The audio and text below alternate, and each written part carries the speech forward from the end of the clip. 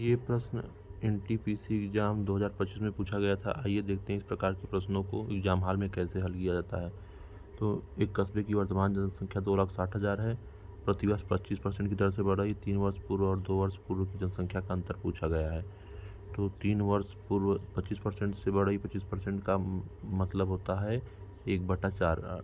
1 वर्ष में जनसंख्या 4 से 5 हो जा रही है। 2 वर्ष में 16 से 25 हो जा रही है और 3 वर्ष में 16 से 100 हो जा रही है।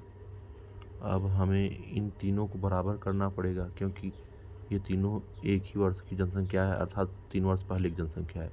तो इसमें 16 से गुणा कर देंगे तो 64 और 80 हो जाएगा।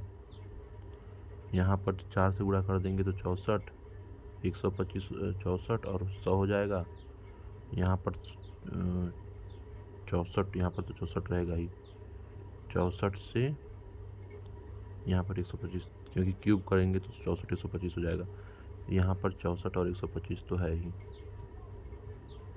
अब हम इसको हल अब इसमें पूछा गया है कि 3 वर्ष पूर्व की जनसंख्या तथा 2 वर्ष की पूर्व जनसंख्या का अंतर।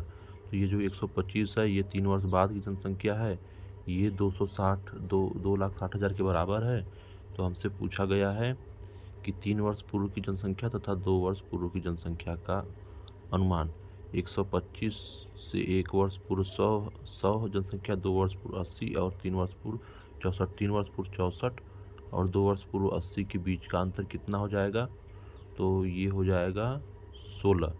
तो 125 2,60,000 के बराबर है तो 16 कितना हो जाएगा? बस इसी को हल कर देना है। अब हम इसको हल करेंगे तो 125 जो है वो 2,60,000 के बराबर है और हमसे उनका अंतर 16 था। 16 बराबर पूछा गया है।